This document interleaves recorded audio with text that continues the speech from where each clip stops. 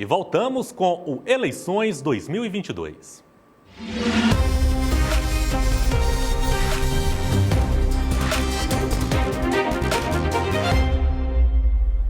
Estamos recebendo para uma entrevista ao vivo no nosso estúdio o picoense José Andrade Maia Filho, que disputa uma vaga a deputado federal. Não está reconhecendo o nome, mas com certeza você conhece o Mainha, que já está aqui ao vivo no nosso estúdio. Olá, candidato, boa tarde. Seja muito bem-vindo ao Jornal de Picos. Muito obrigado. Candidato, eu estava vendo uma entrevista recente do senhor e nessa eleição de 2022, concorrendo a uma vaga a deputado federal, o senhor falava para a gente a respeito de uma decisão do partido do senhor, que seria, e o senhor disputa a cadeira no deputado federal pelo Solidariedade, e o senhor falava para a gente, nessa entrevista, sobre o quanto que às vezes poderia ser prejudicial para um candidato quando ele acabava disputando dentro do seu núcleo com nomes que já estavam ocupando uma vaga em seus cargos. E quando o senhor disputava, o candidato disputava com alguém também que estava no mesmo pé de igualdade, essa disputa ela poderia ser mais igual. Explica pra gente, como é que está a relação do senhor hoje dentro do seu partido quando se fala nesse assunto de concorrer a uma vaga a candidato a deputado federal diante de outros nomes que já ocupam essas cadeiras? Perfeito. Cleps, primeiro as pessoas confundem o fato de um candidato ter mais votos e acabar perdendo em detrimento a outro que tem menos voto. Então é uma coisa que não há uma explicação lógica e isto, por exemplo, ocorreu comigo reiteradas vezes. A eleição de 2010, nós tivemos 90 mil votos, na época o Alberto Silva entrou com 40, o Nazareno Fonteles com 61. Na última mesmo, nós tivemos 61 mil votos, e o Átila Lira 54 ou 56, salvo engano. O que eu dizia? Hoje a política ela está mudando, então não quer dizer que um deputado que tem 5, 6 mandatos, que quando já não dá mais coloca a mulher, quando já mais coloca o filho, que ele se perpetua naquele mandato, porque aí não deixa de ser uma democracia. Você não vai ter alternância de poder e acaba o tempo da monarquia da Idade Média, né? Então, a gente aposta na renovação. Nós tivemos a oportunidade de ter estado em Brasília 2 momentos. Um ali no finalzinho do mandato do deputado Mussa Denis. Ele faleceu, disse de Deus, nós assumimos. E depois como suplente, também assumimos uma parte do mandato, mas que o suplente ele não tem autonomia do seu mandato, muitas vezes nem para nomear seu próprio gabinete. E o que eu questionava realmente era essa competitividade que, no entanto, nós resolvemos ir para um partido onde a legenda do partido é uma legenda mais baixa e nós teremos uma oportunidade, uma chance real de poder ser eleito tendo uma votação razoável. Não adiantava eu estar no partido para ter uma votação boa e outros com menos voto entrar. Então, agora nós somos para um partido que todos os candidatos têm uma condição semelhante, né? Uma paridade de armas e certamente a gente consegue sim chegar ao êxito, à vitória no partido que nós escolhemos. O senhor falava para a gente, então, a respeito dessas suas experiências, quando de fato o senhor conseguiu ocupar essa cadeira de deputado federal, mesmo como suplente. Eu queria que o senhor explicasse para a gente qual a experiência, como foi essas duas oportunidades, mesmo o senhor colocando para a gente que teve essa dificuldade por o senhor estar ocupando uma suplência que muitas vezes não tinha a possibilidade até mesmo de montar a sua equipe que iria trabalhar com o senhor. Mas deu para tirar uma experiência positiva, até mesmo para quem sabe galgar essa futura cadeira de forma efetiva e até mesmo qual foi a vivência que o senhor teve, as limitações, deu para trabalhar, candidato? Sim, a gente ganhou uma experiência, conhecemos Brasília, certamente se nós chegarmos em Brasília nós vamos ter condição de estar lá como um legislador que já conhece os trâmites da casa. Nós participamos na época da CCJ, discussões importantíssimas. Tivemos lá na comissão de orçamento, fui relator setorial da agricultura.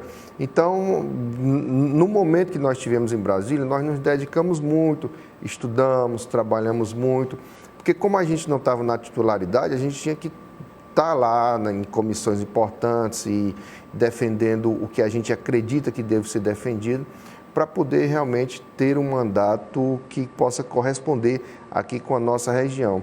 Se você pesquisar a nossa história, desde quando fui prefeito de Itainópolis até hoje, nada envergonha nem minha família, nem nossos eleitores. Qualquer presidente, o melhor presidente do mundo, mais competente, for presidir o Brasil e não tiver um Congresso que colabore com ele, ele não vai conseguir governar. Por quê?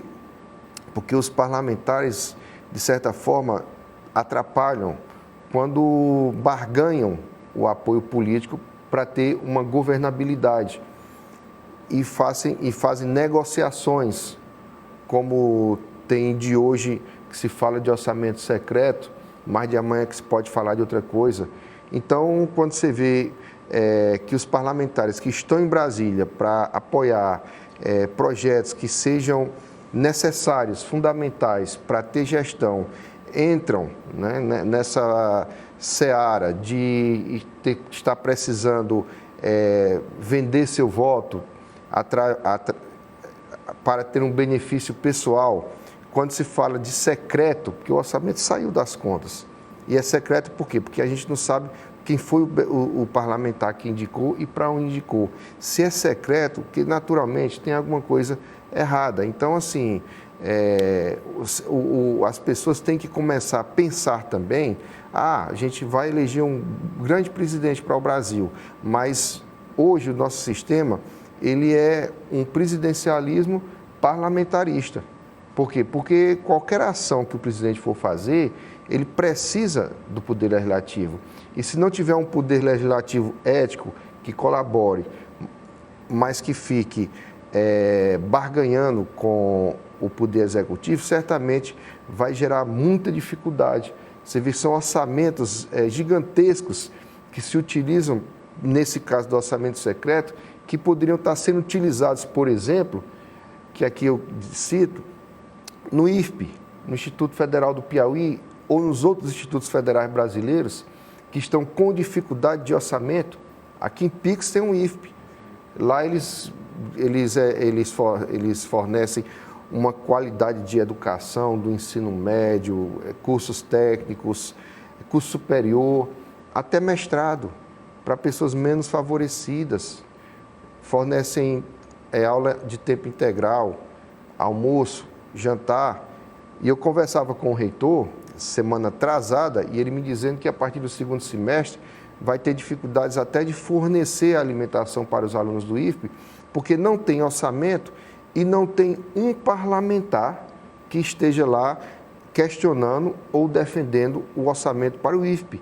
A gente fala em 5 milhões que o IFP está faltando no Piauí, quando a gente vê que, por exemplo, são bilhões de reais que são gastos com orçamentos secretos que a gente não sabe a eficiência nem para onde vai e nem qual é a motivação desse orçamento acontecer. Quer dizer, a motivação a gente entende que é barganhar o apoio político, mas o que traz de positivo para o Brasil é que a gente questiona.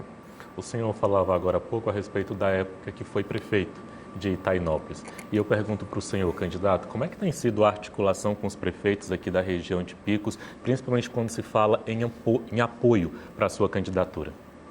Perfeito. A maioria dos prefeitos, eles preferem ter o apoio de um deputado federal que tem mandato, por conta da emenda parlamentar. Então, isso daí é um fato natural. O prefeito precisa do deputado federal para poder o deputado ajudar o município com aquele orçamento que ele tem, que são as chamadas emendas parlamentares, certo? Agora, no caso, por exemplo, eu fui prefeito de Itainópolis, sendo deputado federal, não vai ter um deputado federal que vá atuar melhor em Itainópolis do que eu. E Picos é a minha representação legítima. Sabe, a gente tem vários projetos para Picos. A gente tem 10 que eu tenho certeza que, eu sendo deputado federal, Picos vai crescer muito, independente de quem o prefeito que está lá no Palácio Coelho Rodrigues votou, ele vai ter um deputado federal que vai ser quem vai mais ajudar o município. Eu vejo aqui, por exemplo, e tem já um projeto lá apresentado por a gente da revitalização do Rio Guaribas, que não é só a questão ecológica, mas também voltar o Rio Guaribas a ter um potencial econômico, como teve lá atrás na produção de cebola, de alho. É a criação do Funguaribas. Qualquer pessoa pode ir lá no Google e colocar e conhecer o nosso projeto. Está lá parado, sabe? Picos aqui, ele fica a menos de 1.000 quilômetros de todas as capitais do Nordeste. Aqui nós temos essa transamazônica, a entrada de Picos, nós podemos colocar uma emenda de bancada, isso não tem nada de difícil para fazer um viaduto aqui, descongestionar a entrada aqui da nossa cidade. Olha, quem precisa de fazer um tratamento de câncer tem que ir para Teresina. E a dificuldade, e essa daqui é a segunda região mais populosa do Piauí, é menor do que Parnaíba, mas quando você junta a região, é maior. Então, vamos trabalhar para trazer um centro oncológico para Picos. Tem aqui a Universidade Federal, e a Universidade Federal, aqui de Petrolina, quem mora em Petrolina e faz o Enem para Petrolina, ele tem lá um plus, que é o chamado a Bolsa Regional, para poder ter vantagem em cima de quem mora fora. Então, vamos ao Conselho da Universidade Federal para criar isso aqui para Picos também. A Zona Franca do Semiárido é um projeto belíssimo que está tramitando lá em Brasília, mas que está parado também, que não é só aqui em Picos, a região. É um projeto que começa em Cajazeiras, na Paraíba. Mas se a gente está numa Zona Franca aqui em Picos para vir indústria, criar emprego, então, assim, há um leque de ações que o governo federal pode fazer aqui para essa região. Precisa de quê? De força política federal. Então, daí a necessidade que a gente entende de ter e de colocar o nosso nome como um representante federal da região. A gente está disputando com chance de ganhar a eleição. A gente tem, modéstia à parte, já uma experiência. Nós não vamos chegar lá aprendendo. A gente já sabe como é que conduz, como é que trata com o presidente de comissão, como é que consegue pautar uma matéria. Então, o Picos tem tanta coisa para crescer e que precisa, assim, de ter os olhos federais aqui para a nossa cidade e que para isso precisa dessa força política. Então, eu entendo, inclusive até na defesa da reforma política, do voto distrital, que os deputados são eleitos pelo distrito, pela região, para exatamente ter ali um representante de cada região. E para finalizar aqui essa minha resposta aqui, eu vejo assim, quando um parlamentar faz um compromisso com um político de Picos, aquele compromisso é com aquele político. Mas no dia que acabar por exemplo, um deputado vai ajudar Picos, tem um compromisso com o prefeito, né? A partir de então, por alguma circunstância, se desfez esse compromisso. Acaba o compromisso do parlamentar com a cidade. Mas o nosso compromisso com a nossa cidade, a gente não pode mudar nunca. Tem uma coisa que a gente nunca muda, é o nosso berço, a nossa origem. A gente muda de esposa, muda de trabalho, sabe? Tem gente que muda até de sexo, mas mudar o nosso berço e a nossa história, a gente nunca muda. Então, assim, essa relação que Picos tem com um agente político que quer ser representante daqui é muito importante. E nós já temos uma grande representação estadual de deputados que têm história, que são políticos aqui na nossa cidade. Mas faltamos ainda para a nossa região essa representação federal. É por isso que eu insisto muito, luto, sonho e eu tenho certeza que vai dar certo. Conversamos com o candidato a deputado federal pelo Solidariedade, o picoense Mainha.